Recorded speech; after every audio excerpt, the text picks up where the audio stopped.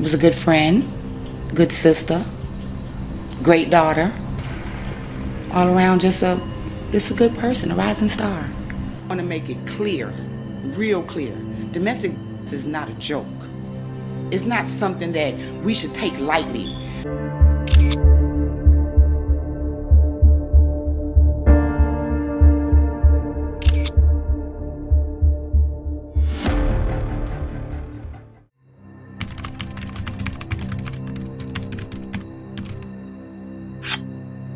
Well, tonight a woman's family is grieving following a deadly domestic violence situation.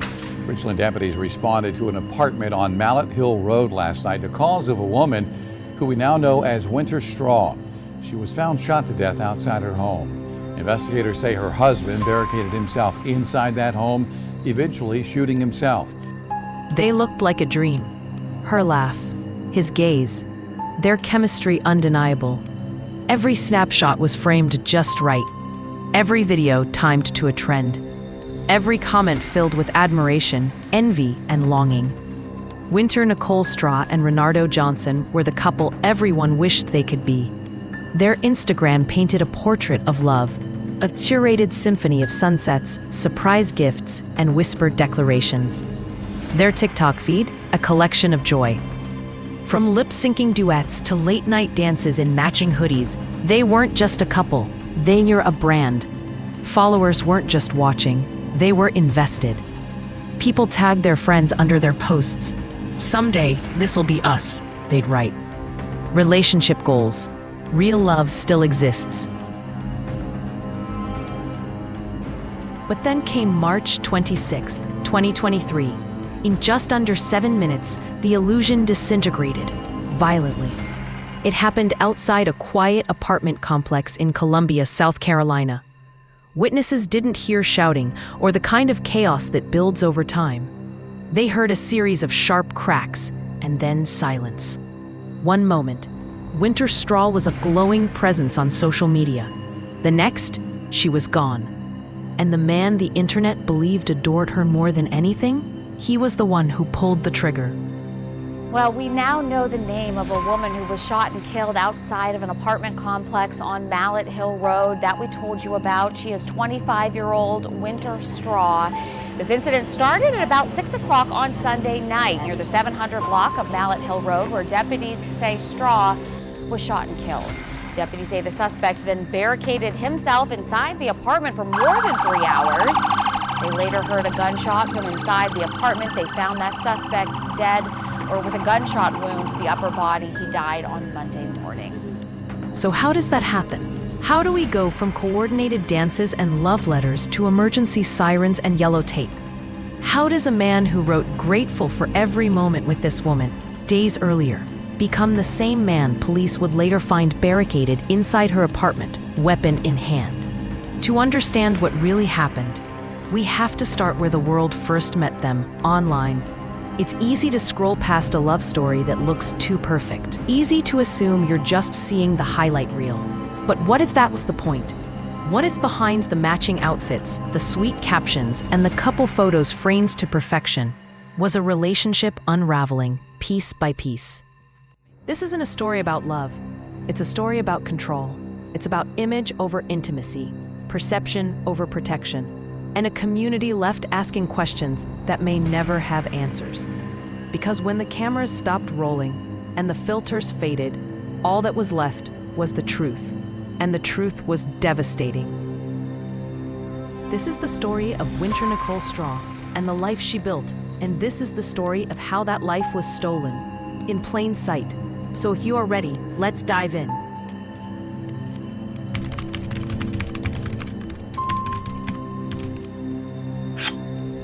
Before the headlines, before the hashtags, before her name became a rallying cry, Winter Nicole Straw was something else entirely. She was light. Born on July 30th, 1997 in Columbia, South Carolina, Winter grew up in a neighborhood where everyone knew each other by name. Her energy was magnetic, the kind that couldn't be taught. She didn't just participate in her community, she led it. By high school, Winter had become a standout basketball player at Columbia High. But it wasn't just her stats that made her unforgettable. It was how she elevated those around her. Coaches described her as the heartbeat of the team, the kind of player who passed the ball when she could have taken the shot. That same spirit carried her to Allen University, where she juggled a demanding academic load with athletics and still found time to build something bigger. She joined Delta Sigma Theta Sorority Inc., not for prestige, but for purpose. Through her sorority, Winter spearheaded voter registration drives, coordinated education workshops for underserved youth, and raised scholarship funds for first-generation college students. Her commitment to others ran even deeper than service. Winter took a job few her age would even consider, as a mental health officer at the South Carolina Department of Corrections. There, in one of the state's most emotionally demanding environments, she showed up every day with compassion. She sat with the forgotten. She listened to the hardened. She believed, even behind prison walls, in redemption. Winter wasn't just helping others cope. She was preparing for something more. Law school brochures lined her apartment desk, filled with handwritten notes. She was determined to turn experience into change, to dismantle the revolving door between incarceration and untreated mental health struggles. And still, somehow, she made time for everything: community gardening projects, weekend literacy tutoring for adults, cookie drop-offs at staff meetings, reminder alerts on her phone to check in on friends facing hard times. Those who knew her say she had a laugh that echoed, full, unfiltered, and impossible to forget. She wrote her favorite quotes on the walls of her apartment, mostly from women who overcame the odds. She listened without interrupting. She loved without agenda. Winter Nicole Straw wasn't an influencer. She was an advocate. She wasn't curating a life for others to admire. She was building one with intention. And though that life was tragically cut short, her impact, it hasn't even begun to fade. But for all her brightness, all her giving, all her promise, Winter was still vulnerable to the kind of darkness no one saw coming. And that's where her story begins to fracture. Because even for someone who gave everything to others, it was what happened in private that would become her most public moment.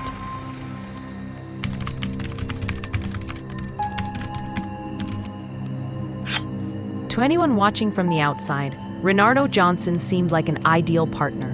When he and Winter met in 2021 at a local fundraiser, it was clear they shared more than just mutual friends. They shared values, a passion for advocacy, community service, and the kind of future that builds, not just drifts. Their connection blossomed quickly.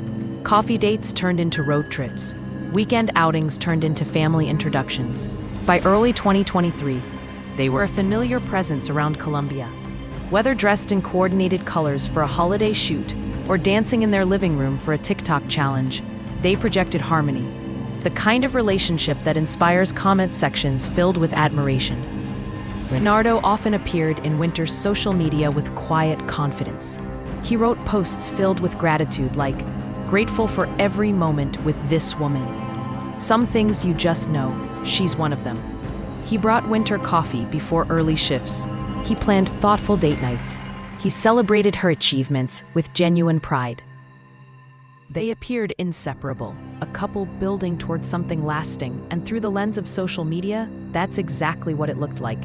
Two driven people, deeply in love, navigating life together. There were no public signs of tension, no viral arguments, no posts taken down, no evidence of the turmoil that would one day shock a city. Which is what makes what happened next so hard to reconcile.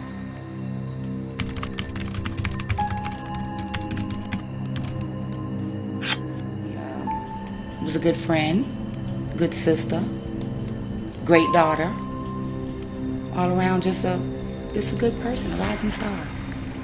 We didn't see any signs, no signals. It wasn't like she was coming around us with black eyes or anything like that. So there was none of that. It is definitely a betrayal. Because this man looked me in my eyes all the time. And whenever I would talk to him, I'd say, "I'm giving you my child, a wholehearted, bubbly personality, and that's how I want to get her back." And he always assured me he would never do anything to hurt my child. If you scroll back through Winter Nicole Straw's timeline in the weeks before March 26, 2023, you wouldn't find panic. You wouldn't find fear. What you would find is normalcy. Smiling selfies, sorority events, late-night study grinds captioned with law school dreams. To the untrained eye, everything looked fine. But behind the scenes, a shift had begun. A quiet, private unraveling, so subtle, even close friends missed the signs. It started with a conversation. 1 week before the shooting, Winter decided to end the relationship. Text messages to her sister, later recovered by investigators, told the story. She'd grown concerned. She needed space. She was choosing herself. Initially, Renardo accepted her decision. He said they wanted different futures. He agreed to move on. But within hours, that agreement faded. Friends reported dozens of calls, 137 text messages over just 2 days. Some pleading, some apologizing, some accusing. Renardo's car appeared on security footage 3 nights in a row. Parked, unmoving, engine off. He never came to the door. Publicly, he posted old photos. Captions like, "Every relationship has its storms," or "Still working through it, love wins." But privately, Winter was clear. It was over. What no one could see at the time was how dangerously that illusion of understanding would fracture. Winter's family members said they never suspected that something was awry in her relationship. According to everyone around them and on social media, they were truly couple goals.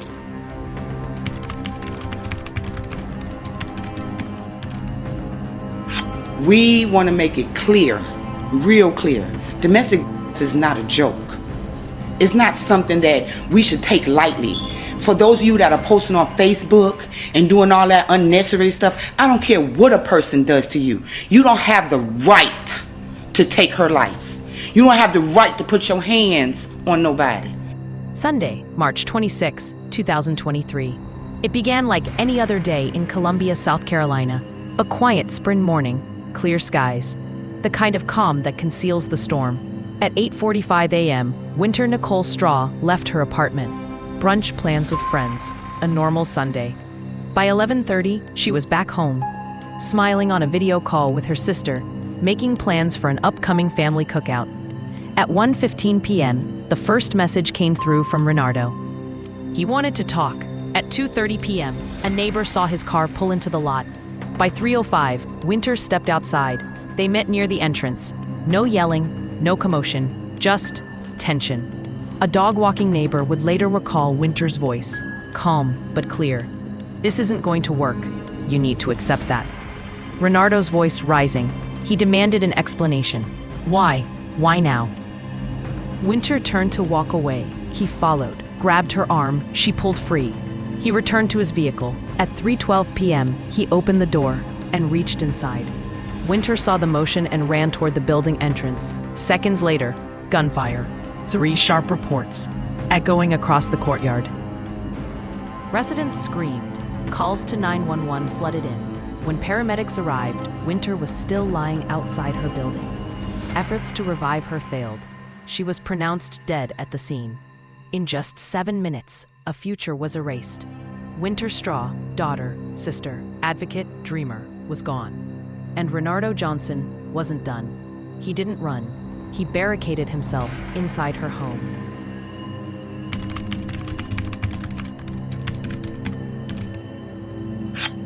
Sunday, March 26, 2023, began with no warning that Columbia, South Carolina was about to witness a tragedy unfold in real time. At 2:30 p.m., neighbors saw Renardo Johnson's car pull into the parking lot of Winter Straw's apartment complex. Surveillance footage showed Winter stepping outside minutes later, alone, unarmed, and unaware that these would be her final moments. What followed was not a private argument. It was a public eruption of violence. Within a 7-minute window, a conversation escalated from raised voices to murder. Winter tried to run. Witnesses say she was just feet from the building entrance when the first shot rang out. By the time emergency responders arrived, it was too late. Winter was pronounced dead at the scene, but the nightmare was far from over. Renardo didn't flee. Instead, he moved into Winter's apartment and barricaded the door. police quickly surrounded the Broad River Court complex, ordering evacuations. Families watched from behind police lines as crisis negotiators arrived. At 3:45 p.m., contact was made. For the next 3 hours, a tense standoff unfolded, negotiators trying to reason with a man described as erratic, emotional, and disconnected from reality. Then came silence. At 6:20 p.m., officers heard a single gunshot. A SWAT team breached the apartment moments later and found Renardo with a self-inflicted gunshot wound. He was rushed to Prisma Health Richland Hospital, but efforts to revive him failed. At 7:18 p.m., he was pronounced dead. But law enforcement officials confirmed one thing. It offered no justification, only confusion, sorrow, and a chilling finality. But while the gunfire had ceased, the ripple effects of that day were only just beginning.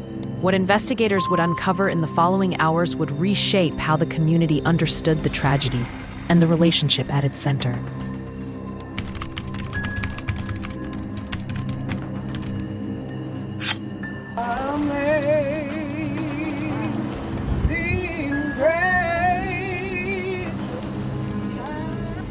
Once the shot rang out, the public mourning began, but it didn't end with tears. Within hours, the sidewalk outside her apartment was vibrant with remembrances, hand-lettered signs, fresh flowers laid in perfect rows, candles flickering in gentle defiance of darkness. When people think of Winter, I want them to think of just a sweet, innocent girl who was out here trying to make her mom proud, make her family proud, and just to do what she loved most. I'm the baby of my family, and so she was my little sister, and so it just hurt me so bad because I wish I was there for her. I wish I was right down the street. I just wish she would have called. The lost, but now I just want everybody to keep us in your prayers. Long live Winchie. I love you, baby girl.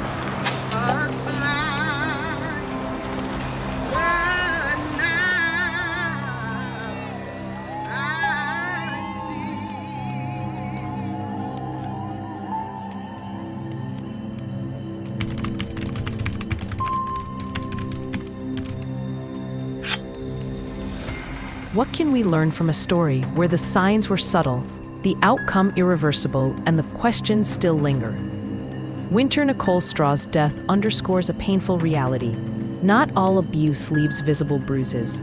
In many controlling relationships, red flags begin softly, a flurry of texts, reluctance to let a partner go out alone, constant calls just to check in. At first, they seem like concern, but over time, they become confinement. Mental health experts describe this pattern as part of the power and control cycle, a set of emotional behaviors aimed at gradually isolating a partner. It's often mistaken for affection, especially in relationships that look ideal on the surface. In the psychology world, this can escalate into what's known as rejection sensitivity, an intense fear of abandonment where self-worth becomes tethered to a single relationship. When that bond is threatened, it can spark what experts call abandonment rage, not anger over rejection, but panic at the loss of control. These individuals don't always see themselves as violent, but when the relationship ends, they interpret it not as loss, but as humiliation. Their instinct becomes reasserting control, no matter the cost. Walking on eggshells is a recurring phrase in survivor accounts, feeling like any independent action could trigger an argument. That stress response often leads victims to downplay conflict, rationalize emotional outbursts, or modify behavior to keep the peace. The difficulty, of course, lies in detection. These behaviors are often invisible to outsiders, and victims themselves may not recognize the danger until it's too late. That's why awareness, especially among bystanders, becomes critical. If someone you know seems unusually withdrawn from their support network, defends controlling behavior as love, receives overwhelming amounts of messages or check-ins, it's time to check in.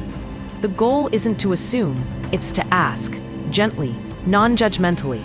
Open the door before it's too late to knock. Because if there's one truth, Winter's story makes impossible to ignore. Digital appearances are not guarantees of emotional safety. If you've made it this far, thank you. You've not just watched a story, you've borne witness to a life that mattered, a future that inspired, a tragedy that demands more than mourning. It calls for action. In a world where love is filtered, posted, and shared, we must learn to look deeper, to question the curated, to recognize the signs before silence turns fatal. If you or someone you love is in a relationship that feels off, don't wait. Take action. Like, comment, subscribe. Stay safe. Thank you, and God bless.